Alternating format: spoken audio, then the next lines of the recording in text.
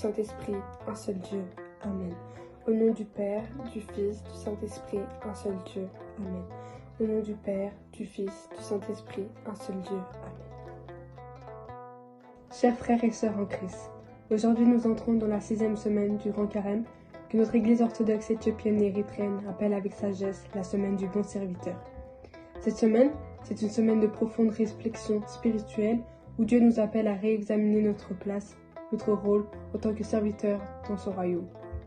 Il faut que nous nous demandons, sommes-nous fidèles, courageux, utiles ou avons-nous envie ce que Dieu nous a confié?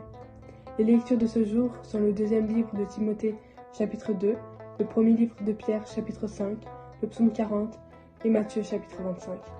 Tous en un et même seul appel, celui d'un serviteur fidèle, humble et persévérant. Un serviteur fort et fidèle. Dans sa lettre à Timothée, saint Paul nous trace le portrait d'un bon serviteur de Dieu.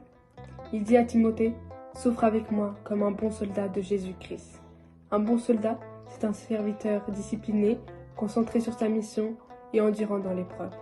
Et plus loin, il ajoute, « Efforce-toi de te présenter devant Dieu comme un ouvrier éprouvé qui n'a point à rougir et qui dispense droitement la parole de la vérité. » Cela signifie que notre service doit être honnête, persévérant et centré sur la vérité de l'Évangile. Un serviteur humble et vigilant. Dans l'épître de Pierre, l'apôtre nous enseigne l'attitude du cœur que doit avoir un bon serviteur de Dieu.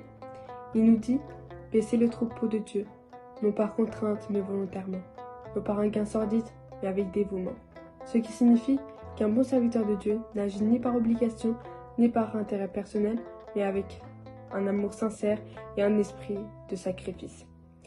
Mais Pierre nous met aussi en garde. Il nous dit « Soyez sobres, veillez, votre adversaire le diable rôde comme un lion rugissant, cherchant qui il dévorera. » Ce qui signifie qu'un bon serviteur doit rester ferme et veiller, car l'adversaire cherche à le faire tomber.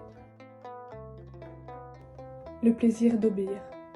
Le roi David nous montre l'état d'âme d'un vrai serviteur dans le psaume 40 lorsqu'il dit « Je veux faire ta volonté, mon Dieu, et ta loi est au fond de mon cœur. » Obéir à Dieu ne devrait jamais être une contrainte, mais une joie profonde, car sa volonté devient notre désir. Frères et sœurs, un bon serviteur aime ce que Dieu aime et se réjouit dans ses commandements. Le plaisir d'obéir. Le roi David nous montre l'état d'âme d'un vrai serviteur dans le psaume 40 lorsqu'il dit « Je veux faire ta volonté, mon Dieu, et ta loi est au fond de mon cœur. » Obéir à Dieu ne devrait jamais être une contrainte, mais une joie profonde, car sa volonté devient notre désir. Frères et sœurs, un bon serviteur aime ce que Dieu aime et se réjouit dans ses commandements. Un appel en ce temps de carême. La semaine du bon serviteur vient nous réveiller. Sommes-nous un soldat fidèle, comme dans le 2e livre de Timothée? Sommes-nous un berger humble, comme dans le 1er livre de Pierre? Trouvons-nous notre joie dans la volonté de Dieu, comme dans le psaume? Et mettons-nous nos talents au service du royaume, comme dans Matthieu. Le Grand Carême est un temps de purification et de service. C'est le moment de se redresser, de réfléchir, de reprendre les armes de la foi et de travailler pour le royaume de Dieu avec zèle. Jésus nous dit « Si quelqu'un me sert, qu'il me suive. Et là où je suis, là aussi sera mon serviteur. Si quelqu'un me sert, le Père l'honorera. » En conclusion, soyons de bons serviteurs. Frères et sœurs bien-aimés, ne soyons pas paresseux ou distraits, ne fuyons pas notre appel, n'enfouissons pas nos dons, mais soyons fidèles, fidèles dans les petites choses, remplis d'humilité, de courage et actifs dans le service de Dieu. Que cette semaine nous renouvelle dans notre mission et que nous soyons aux yeux de Dieu des ouvriers éprouvés, des serviteurs fidèles et des témoins de sa lumière. Que Dieu vous bénisse abondamment.